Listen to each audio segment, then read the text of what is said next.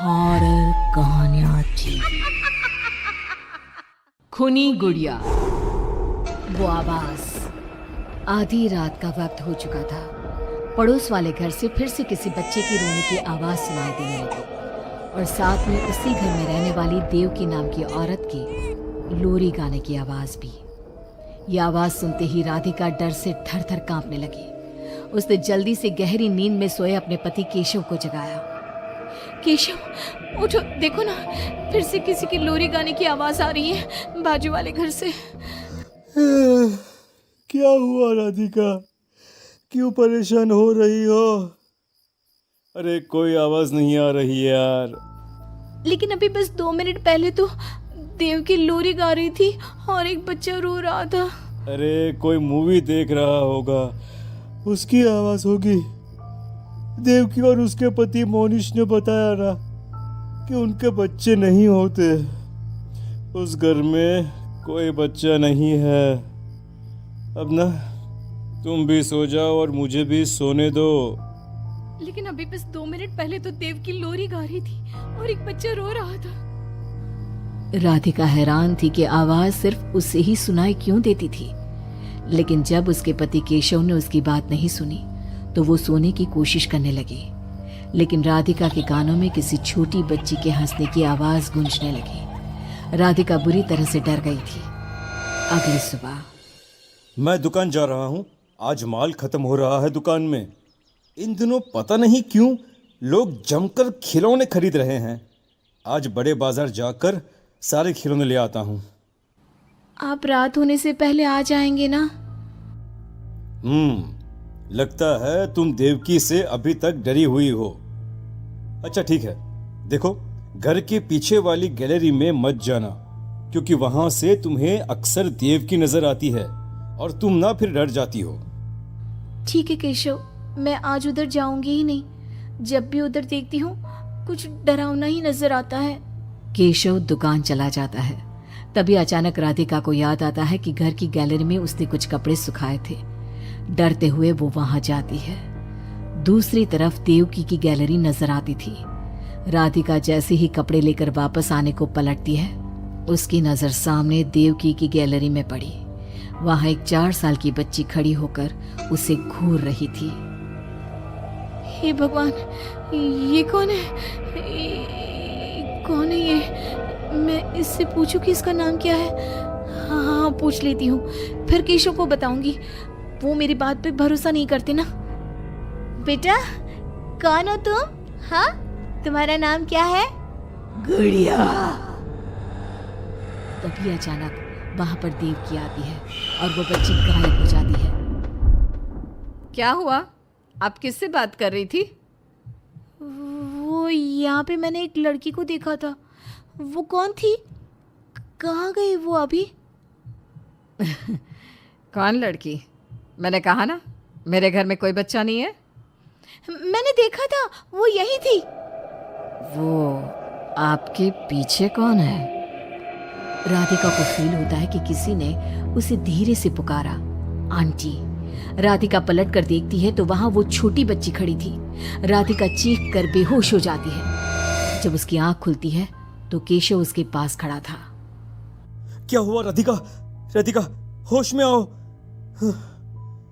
वो तो भला हो देवकी जी का, जिन्होंने तुम्हें बेहोश पड़ा देखकर मुझे कॉल कर दिया और मैं घर आ गया। तुम उस गैलरी में गई ही क्यों? केशव, वो लड़की यहाँ आ गई थी और वो देवकी, वो ठीक औरत नहीं है। तुम पागल हो गई हो राधिका। आज देवकी जी ने ही मुझे तुम्हारे बारे में बताया। क्या सोचती रहती हो? अरे कोई नहीं है उस घर में। अगले दिन केशव के दुकान जाते वक्त, मैं भी आज आपके साथ चलूंगी। अच्छा ओके ठीक है, चलो चलो। अब दुकान पर पहुंचकर, वाह केशव, कितने सारे नए खिलौने। और ये इस पैकेट में क्या है? अरे एक बड़े साइज की डॉल है, मार्केट में नहीं आई है। सोचा अगर लोग खरीदेंगे तो अगली बार और ऑर्डर कर दूंगा। क्या मैं देख लूं इस डॉल को? हाँ देख लेना, मैं जरा माल लेने बड़े बाजार जा रहा हूँ। तुम दुकान संभाल लो और आराम से बैठकर खिलौने देख लो, ठीक है? केशव दुकान से चला जाता है। तभी कुछ देर बाद देवकी दुकान पर आती है। कैसी हो तुम? तुम यहाँ क्या लेने आई हो? गुड़िया। गुड़िया? मेरा मतलब तुम गुड़िया का क्या करोगी? तुम्हारे घर में तो बच्चे। तुम मुझे गुड़िया दिखाओ, बस बड़ी वाली गुड़िया। राधिका घबराते हुए बड़ी डॉल का पैकेट खोलती है। बिल्कुल ऐसी ही डॉल चाहिए। आज वो खुश हो जाएगी इसे देखकर। कौन कौन खुश हो जाएगी? देवकी अजीब नजरों से राधिका को देखती है और बिना कुछ कहे पैसे देकर चली जाती है। उसके जाने के बाद राधिका शॉप के अंडरग्राउंड में नए टॉयज का मॉल चेक करने जाती है। वहां बच्चों का एक झूला था। राधिका ने देखा कि वो झूला हिल रहा था, जैसे अभी अभी कोई वहां से उतरा हो। राधिका को किसी छोटे बच्चे की आवाज आती है। कौन है वहां?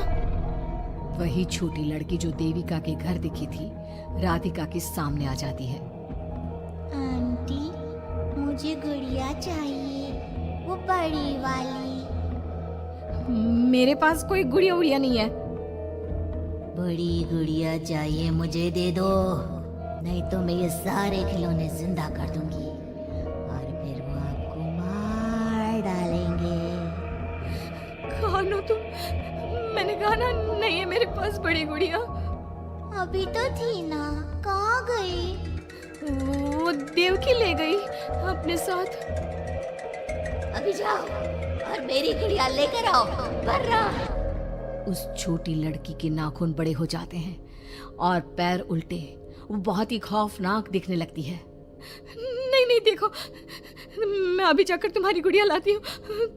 तुम यहीं रुको। नहीं, मैं तुम्हारे साथ चलूंगी, कहीं तुम भाग गई तो। राधिका शॉप से निकलकर तेज स्पीड में सड़क पे चलने लगती है।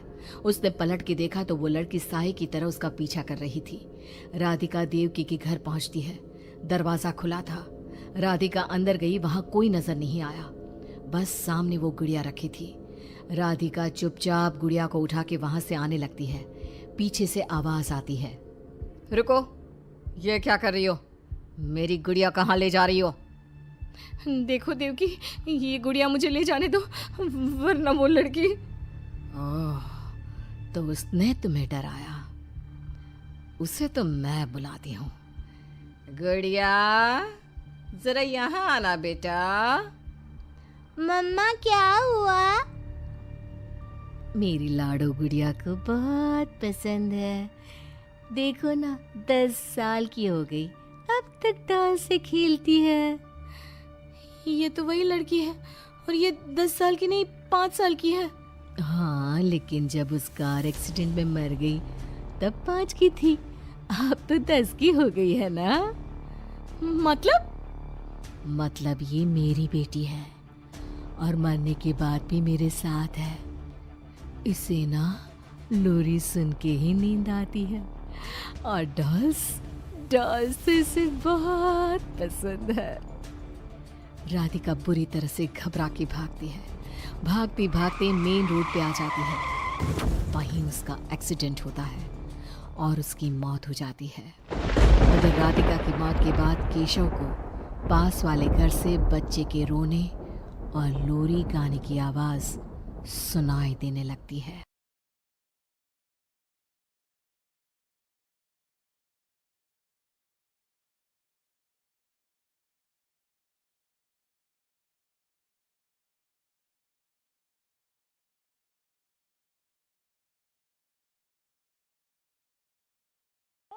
हॉरर कहानियां थी। खून की प्यास पार्ट 2। और उसके बाद वो जंगल एक बार फिर से सुमन की चीखों से गूंज उठा। लेकिन आज की रात सुमन की चीखों को सुनने वाला वहां पर कोई भी नहीं था। अगर वहां पर कोई मौजूद था तो बस हरिया, जो कि अब एक भेड़िए में बदल चुका था। सुमन के बालों को पकड़कर घसीटते हुए वो जंगल के बीचों बीच एक जगह पर ले जा रहा था। अगली सुबह गांव में। अरे भाई, पता नहीं क्या बात है, अपने गांव का हरिया किसान और उसकी पत्नी सुमन दोनों गायब हैं। दोनों का कोई अता पता नहीं। अरे कैसी बातें कर रहे हो भाई, ये कब हुआ हैं? अरे पूरे गांव में खबर फैली पड़ी है। कल रात को दोनों खेत की तरफ जा रहे थे, लेकिन लौटकर आए ही नहीं। तो हो सकता है अपने खेत पर होंगे। पूरा गांव ढूंढ कर आया है भाई। जानते हो क्या मिला वहां पर? क्या हुआ भाई, क्या मिला? बताओ हमें क्या मिला? अरे हरिया की पत्नी सुमन के कपड़े पड़े हुए थे। शरीर का एक एक कपड़ा फटा हुआ झोपड़ी के बाहर पड़ा था, लेकिन दोनों पति पत्नी का कोई पता ठिकाना नहीं था। अरे भाई लेकिन उसका जो दोस्त है ना रामू किसान, उससे पता करके आते हैं ना। अब तक तो दोनों साथ ही खेत पर जाया करते थे। हाँ, हमें उसके घर जाना चाहिए भाई। चलो वहाँ चलते हैं, चलो। वो सारे लोग रामू के घर पर पहुंचते हैं। रामू अपने घर के बाहर बैठकर हुक्का पी रहा था। आज सारे के सारे लोग टोली बनाकर मेरे घर क्यों आ रहे हैं? क्या कोई मर गया क्या भाई? अरे कैसी बातें कर रहे हो? तुम्हारा सबसे अच्छा दोस्त हरिया और उसकी पत्नी गायब है और तुम यहाँ बैठकर हुक्का पिए जा रहे हो हैं? रामू ने अजीब सी नजरों से उन सब गांव वालों की तरफ देखा, जिसकी वजह से वो लोग एक बार के लिए डर गए। गायब है? अरे गायब नहीं है, मुक्ति मिल गई है। उन दोनों को मुक्ति मिली है। इस दुनिया में आकर हर इंसान पाप करता है और उसे उसके पापों के लिए मुक्ति मिलना बहुत जरूरी है। अरे ये कैसी बहकी बहकी बातें कर रहे हो भाई हैं? और इसका चेहरा अजीब सा क्यों लग रहा है? लगता है दोस्त के मरने का गम बैठ गया है। पागल हो गया है शायद ये पागल। ये बात सुनते ही रामू चीख कर जोर से चिल्लाते हुए कहता है, पागल मैं नहीं हूँ, पागल तुम सब हो। और ये शैतानी जंगल अब तुम में से किसी को नहीं छोड़ने वाला, सबको खा जाएगा। याद रखना मेरी बात। शैतानी जंगल? कैसा शैतानी जंगल? लगता है रामू पागल हो चुका है। हमें यहाँ से चलना चाहिए भाई। चलो। तभी रामू की पत्नी बाहर आती है। नहीं, आप लोग इनकी बात का बुरा मत मानिए। 2 दिन पहले हरिया के साथ खेत पर गए थे। जब से वहाँ से आए हैं तब से ऐसी ही बातें कर रहे हैं। भगवान जाने ऐसा क्या देख लिया उन्होंने, खेत में कुछ भी बड़बड़ाते रहते हैं। लेकिन गांव के लोगों ने कमला की कोई बात नहीं सुनी और वो सब वहां से चले गए। रात अब धीरे धीरे ढलने लगी थी। तभी अचानक किसी ने धीमी सी आवाज में रामू को पुकारा। रामू, आ जाओ, मैं तुम्हारा इंतजार कर रहा हूँ। और सुनो, अपनी पत्नी को साथ लेकर आना, नहीं तो काम अधूरा रह जाएगा। ये आवाज सुनते ही रामू के चेहरे पर शैतानी मुस्कुराहट आ जाती है। वो धीमे कदमों से अपने घर के अंदर आता है। क्या हुआ? तबीयत ठीक है ना अब आपकी? मैं तुझे अपने साथ खेत पर ले जाने आया हूँ, चल। मैं तुम्हारे साथ कहीं नहीं जाने वाली। मुन्ना गहरी नींद में सो रहा है और उसे अकेला छोड़कर मैं तुम्हारे साथ खेत पर नहीं आ सकती।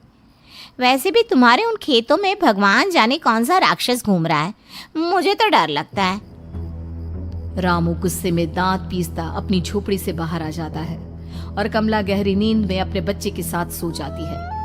तभी अचानक रात को रामू की झोपड़ी के ऊपर एक साया वही गाना गुनगुनाते हुए घूमने लगता है जो हरिया के मोबाइल में बजा करता था। मैं मौत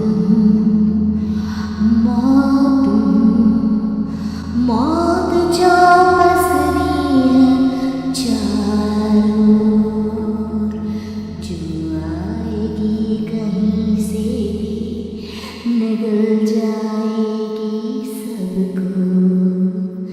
मैं मौत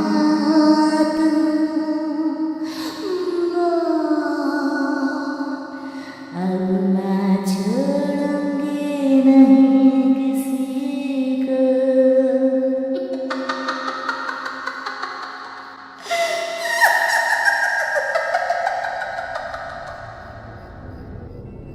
ये आवाज सुनकर रामू की पत्नी कमला की आंख खुलती है और वो देखती है कि उसका मुन्ना अपनी जगह से गायब था। कमला चीखते हुए बाहर दौड़ कर आती है। वहां पर उसने देखा कि रामू ने अपने बच्चे को झोपड़ी के बाहर एक पेड़ से उल्टा लटकाया हुआ था और उसका बच्चा चीख चीख कर रो रहा था। वहीं दूसरी तरफ एक साया बच्चे के ठीक नीचे आग जलाकर उसके चारों तरफ हैवानों की तरफ नाच रहा था। छोड़ दो मेरे बच्चे को। अरे क्या कर रहे हो तुम? शर्म नहीं आती तुम्हें? अपने ही बच्चे को इस तरह मौत के हवाले करते हुए। अपना बच्चा? किसने कहा ये मेरा बच्चा है? अरे ये तो उस रामू की औलाद है, इस गांव के किसान रामू की। और मेरी दुश्मनी इस गांव के हर इंसान के साथ है। क्या? कैसी बात कर रहे हो तुम? और ये औरत कौन है? ये मेरे बच्चे को खा जाएगी। तभी अचानक से उस साया ने एक बेहद खतरनाक दिखने वाली औरत का रूप ले लिया और उसकी आंखों से आग निकल रही थी। सही पहचाना तूने। मैं तेरे बच्चे को खा जाऊंगी। अगर तू अपनी इस हैवान पति रामू के साथ जंगल नहीं आई तो मैं तेरे बच्चे को खा जाऊंगी। लेकिन क्यों? आखिर क्या चाहती हो तुम मुझसे? मुझे जंगल क्यों ले जाना चाहती हो? औरत बुरी तरह से ठहाके मार मार कर जोर जोर से हंसने लगी और साथ में रामू भी। ये तो तुझे वहाँ चलने के बाद ही पता चलेगा ना। अगर तू नहीं आई तो थोड़ी देर में तेरा ये बच्चा आग में जलकर मर जाएगा। चल जल्दी। नहीं नहीं, मेरे बच्चे को छोड़ दो। तुम जहाँ कहोगे मैं तुम्हारे साथ चलने के लिए तैयार हूँ। और उसके बाद उस बच्चे को झोपड़ी में लिटाकर आगे आगे वो साया चल रहा था और उसके पीछे पीछे रामू अपनी पत्नी के बाल पकड़कर उसे घसीटते हुए जंगल की तरफ ले गया। जंगल में जाने के बाद कितनी खूबसूरत हो तुम। आज की रात बस तुम और मैं एक दूसरे के साथ रहेंगे। मुझे तुमसे बहुत डर लग रहा है। तुम्हें क्या हो गया है? तुम तो बिल्कुल ठीक थे। वो होगा जो हमारे बीच होना चाहिए। तो आओ आओ अपने आप को मेरे हवाले कर दो। कमला ने डर की वजह से अपनी दोनों आंखें कसकर बंद कर ली थी। रामू ने बुरी तरह से चीख कर कमला से कहा, आंखें खोलो अपनी और मेरी तरफ देखो। कमला ने जैसे ही अपनी आंखें खोली उसने देखा कि रामू एक खतरनाक खूनी हैवान में बदल चुका था। कौन हो तुम? जाने दो मुझे। क्या चाहते हो मुझसे? वही जो एक आदमी एक औरत से चाहता है। मैं तुम्हारा पति रामू नहीं, बल्कि इस जंगल का एक भेड़िया हूँ। और आज की रात तुम्हारे खून से अपनी प्यास बुझा जाऊं। और उसके बाद वो जंगल कमला की दर्दनाक चीखों से गूंज उठा। अगली सुबह कमला के कपड़े भी जंगल में उसी तरह पाए गए जैसे कि सुमन के पाए गए थे। इस घटना के बाद पूरे गांव में दहशत का माहौल था। अपने माँ बाप की मौत और गांव में हो रहे इस तरह की घटनाओं की खबर सुनकर किशन शहर से गांव लौट आया था। अपने माँ बाप की बेदर्द मौत की वजह से वो बहुत परेशान था। तभी अचानक उसे अपने घर में खाट के नीचे पड़ा हुआ वो मोबाइल फोन मिला जो उसने अपने पापा हरिया को गिफ्ट किया था। अरे कितने प्यार से पापा के लिए मोबाइल फोन लेकर आया था। इसे एक दिन भी काम में नहीं ले पाए। और आखिर कौन है जो गांव में इस तरह की हत्याएं कर रहा है? क्या है इन सब के पीछे? क्या है? मुझे पता करना ही होगा, वरना एक दिन पूरा का पूरा गांव खाली हो जाएगा। इस गांव में एक भी जिंदा इंसान नहीं बचेगा। गांव के लोगों की मदद करने के इरादे से किशन अपने गांव से दूर एक दूसरे गांव में बहुत बड़े तांत्रिक के पास मिलने के लिए गया। तांत्रिक बाबा, अब आप ही कुछ उपाय बता सकते हैं।